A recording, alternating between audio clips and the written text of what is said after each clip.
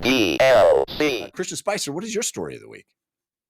So another big property, news and another big property. This just in. You guys remember the Mario movie? It's coming to Netflix here in the United States. Before it was only on Paramount, I think. It did gangbusters on the box office, made all the money, looked great, and my family and I loved it. And I was so excited for more animated Nintendo films, and I think their partnership with Universal is a no-brainer. They have this great relationship. And so, of course, we're getting an animated Zelda movie being distributed by Universal because it will also roll into their theme park ambitions. And so I'm just glad that that is the news that was announced this past week, right, Jeff? That's exactly what happened. My No, expectations you've got were it wrong, Christian. no, They're no, zagging when you think they'll zig. no. No, we are getting a Zelda movie, ladies and gentlemen, but it's From going to be Universal? well, Animated? From Nintendo, Okay, okay, and okay. their very long lasting business partner, Sony. Sony, yeah. So we're getting a live action Legend of Zelda, ladies and gentlemen. This has been confirmed that it will be coming from director Wes Ball, who you may know from the Maze Runner films. I have not seen any of them. I cover movies for a living, and I have not seen a single Maze Runner film. But Wes Ball, the director of the Maze Runner films, will be doing it. It will be written, according to Deadline, by screenwriter Derek Connolly, who you may know from Detective Pikachu, a movie I have seen and quite liked. And it comes from Sony producer Avi Arad, who you may know as the guy who kind of kickstarted the whole comic book thing back when comic book movies weren't that good. Avi Arad has been around for quite a while doing genre stuff. And Mr. Miyamoto came out and said a number of things about this film and his expectations and how hard it is going to be to meet the hurdle of what gamers are going to expect. But Christian, you've set this up as not what you thought was going to happen from a Legend of Zelda movie. What do you think about the reality of what has been announced? I'm excited. I think, recent Nintendo has not made any mistakes. People were like, Detective Pikachu, that's never going to work. Ryan Reynolds, live action, that's not what I want from and it was great. It was super fun. It was great. What a great film. Mario movie, the way they stunt casted it and showed us faces of, they don't understand what they're doing. It was great. It was great. And so I have to believe that this is also going to be great, but it still does kind of tear at my fabric of existence in terms of what I would expect. We talked about it a little bit on our last Wednesday show, Jeff, with Lana, and the idea of how do you dress Link in the real world. It's a very cartoonish looking character, and we talked about, I don't know how well that converts to live action. I'm curious. You mentioned a storied career for Aviran to make genre stuff. Not a lot of it's great, in my opinion. And Sony releases movies that have made a lot of money, but they haven't released a lot of my favorites. So I'm torn. I don't need the Legend of Zelda Morbin time. Like I don't need the Legend of Zelda Let There Be Carnage. I don't need the Legend of Zelda, but here's Link in black leather because that looks better in camp. So I fully expect it to be great, but my brain doesn't comprehend it right now. Brandon, what is your take on this live action Zelda? We know the creative team around it. Is this a dream come true or worst nightmare realized? I don't. Yeah, I think the thing for me with the number one issue that I have is just live action. I think is a weird fit for Zelda, especially seeing how I was the writing aside from the Super Mario Brothers movie, which I enjoyed. I was pleased with just kind of how everything looked, and with the Zelda world, or there's not just one Zelda world, but you're just like a couple elves, just a couple human looking things, and then it's just like the vast majority will be animated. And so it's like, for something that will be 95% animation, it's strange that they were like, we're just going to put these humans and then they're just going to be staring at nothing throughout like most of the production. So that's kind of a bummer, or just a challenge, I think. Yeah. But it's, again, echoing what Christian said, it's like hard to come into it too pessimistic, because it could go so well. They could make something really interesting. I'm conflicted whether they should make something that kind of comments on stuff of the games, as a lot of the games do themselves. Like, when does this take place in the timeline? It would be fun to play that game, but it would also be fun if you just break away from the shackles of that and just like, no, we're going to tell our own story. We're not going to, like, this isn't the origin, this isn't the last thing. It's just in there somewhere and it's its own thing. Yeah.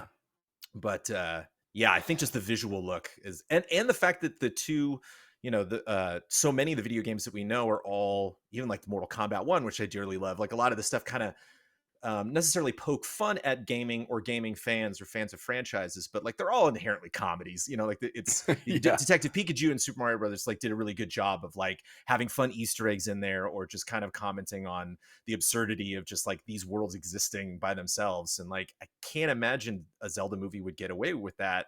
I imagine it would be a fairly dramatic story. Like Ganondorf would be someone that we would hopefully fear. Like Link would be Right. someone that we'd hopefully would talk. Who knows?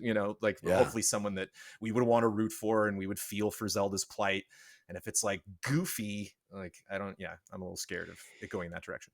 I think you make a great point in bringing up the tone, because you're right. It feels like this needs to be Lord of the Rings, the Peter Jackson Lord of the Rings, or Game of Thrones. Not quite obviously that R-rated, but in the sense of kind of honoring the subject matter, the source material. It feels like if you go live action, it sort of demands a let's take this seriously approach.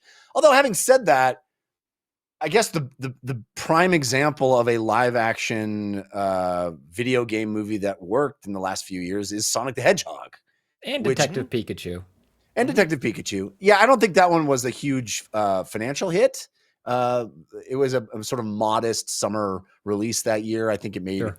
right around $100 million, maybe less. I think maybe it was like 80, $90 million that year. So it was a summer release that didn't make the top 10.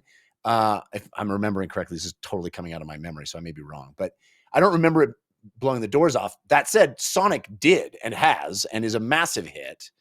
So, but I think to Brendan's point, that is exactly what you were talking about, Brendan. It inherently a comedy. You kind of have to kind of make fun of it, and the whole interplay between the live action people and the animated video game character is inherently goofy. And if you can lean into the goofy, then you kind of can make it work.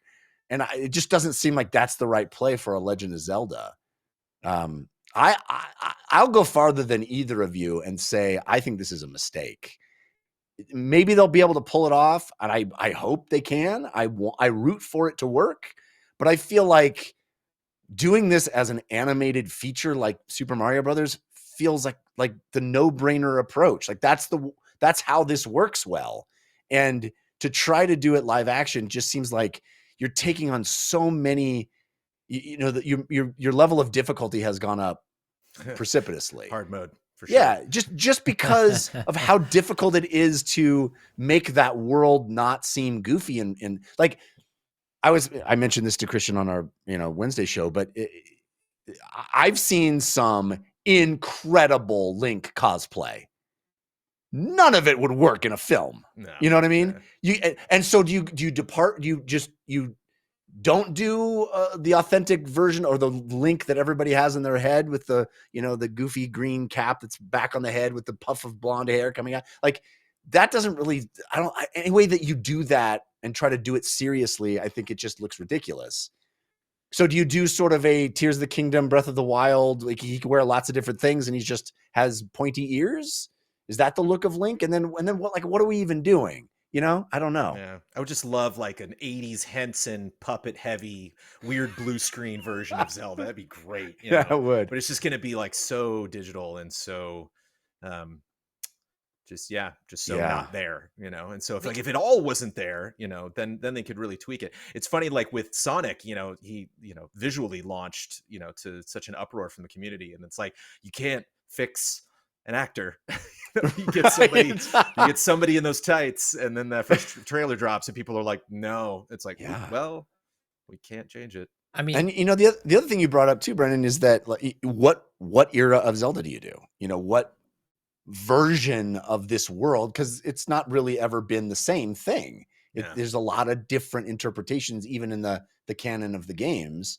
And so, I mean, in one sense, that gives you license to just do whatever you want, which is what they should do. Yeah, that's probably true. If they pick a game, it's like, yeah. Although none of the fans of that game are going to be happy with what you do. Like, it's just a cooking movie. It's just 90 minutes of Link. It just vegetables bouncing up and down in a pan for. Or like, what's the dance game with where like it's like an RPG, but you have to move to the beat, and then they did a Zelda version of that. Oh yeah. Link, Crypt of the dancing. Necro Dancer. Yeah. It's just Link dancing for an hour and a half.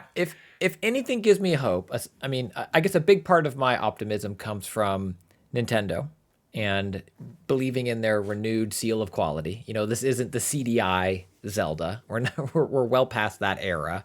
And even the Super Mario Super Show, sorry, people who are hardcore into that show, I love it too. It's beloved.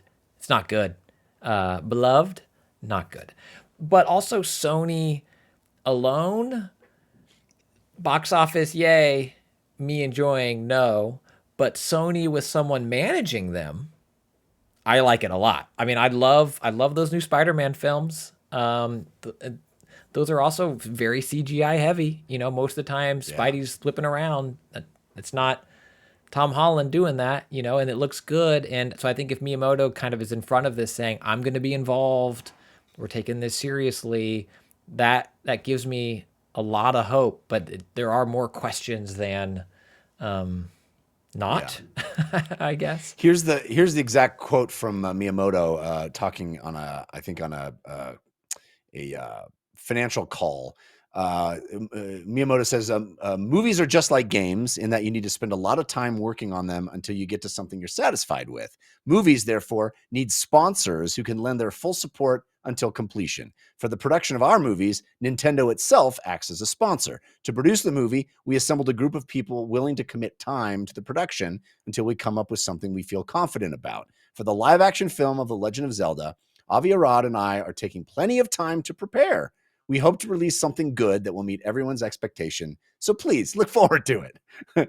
So that's a good point to note as well, is it's not coming anytime soon, ladies and gentlemen. This is just, we're starting. So it's a financial call because oopsie, we're spending a lot of money on this and we have to announce something because we have shareholders. Yeah. I hope it's great. I want it to be great. It'll feels do like bonkers. I mean, it'll, yeah, if it's remotely good, it'll do. The more fans hate it, the more they're gonna. I gotta show up to draw my list of exactly. Legend of Zelda: The Room is all it is. Yeah. It's funny, like with all the toxicity of fans just fighting back against franchises that they like seem to love.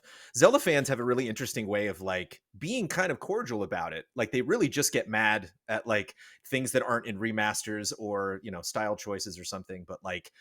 Even some of what I consider to be the best Zelda experiences I've ever had, I have conversation with Zelda fans and I'm like, you had a problem with what? Like they're so specific and they're not wrong. I mean, it's just their specific take on it. So it's like, I can't imagine the majority of Zelda fans being pleased with any sort of first look we get on this thing. I think it'll be an acquired taste for sure. Well, as somebody that once